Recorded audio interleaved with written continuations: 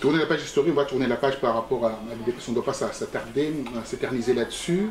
Je souhaiterais quand même que vous me répondiez par rapport à cette question concernant le dialogue. Les dialogues en 2011, ce qu'il disait après les élections, il y a eu de 26 au 29 au 30 novembre 2011, quelques cadavres après en fait des problèmes qu'il y a eu à l'aéroport, etc., puis les élections, tout ça. Très bien. Mais tous ces cadavres, tous ces morts-là sont partis comme ça, comme on dit, au niveau de perte et profit, et aujourd'hui on va aller dialoguer avec son bourreau, son ancien bourreau, et son bourreau actuel, parce que quoi, il y a eu un arrangement entre copains. Je crois que les Congolais n'accepteront jamais que ces cadavres et d'autres cadavres qui ont précédé dans la lutte de l'UDPS historique, que ces cadavres passent par pertes et profits. Vous savez que tout d'abord, l'UDPS a connu beaucoup de départs au courant des années, parce qu'il y avait dans certains cas une tendance à oublier un peu ces sacrifiés. En ce qui concerne le dialogue, ma recommandation est simplement la suivante, que ceux qui veulent participer ou aller à ce dialogue, ils auraient dû y aller rapidement et qu'on puisse, que les autres puissent avancer, parce que, en fait, on a créé un débat depuis le mois de février, donc de 6 mois, qui provoque déjà un glissement. Qui provoque un glissement, qui provoque aussi l'enterrement, pour faire le jeu de mots, de ces charniers qu'on a découverts à Kinshasa, de Maluku, etc. Qui sert aussi à occulter voilà. tous ces sujets qui sont très importants pour l'avenir du pays. Parce qu'en fin de compte, si nous voulons réellement mettre fin à ce régime, qu'on traite de régime de prédation, d'imposture, etc., mais nous savons très bien que le point faible de ce régime, c'est la violation des droits de l'homme. C'est la légèreté avec laquelle ce régime traite les droits de l'homme.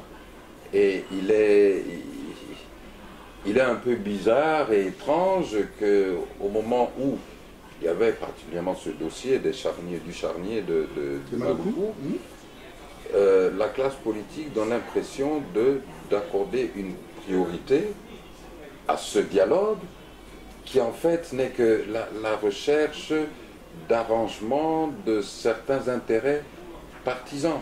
Intérêts partisans, on va terminer avec ça par rapport à ces intérêts. Alors, par rapport aux intérêts, on a ouï dire, par rapport à cette histoire de dialogue, Félix Tshisekedi serait pressenti patron de la primature. Quelles sont ses compétences? Pourquoi cela? Pourquoi cet arrangement? Pourquoi on a choisi son fils? Pourquoi pas quelqu'un d'autre? Pourquoi pas vous? Pourquoi? Qu'est-ce que cela veut dire? Est-ce que les Congolais vont être encore, pour une fois encore, floués? Ces affirmations-là, pour le moment, on met ça sur le compte des rumeurs. Le problème, c'est que... C'est plus que des rumeurs, vous le savez aussi bien que moi. Fini. Le problème, c'est que lorsque les rumeurs se répètent trop souvent et à une cadence de plus en plus régulière, malheureusement, dans l'histoire de notre pays, on a dû se rendre compte par après que bon, ces rumeurs-là étaient fondées.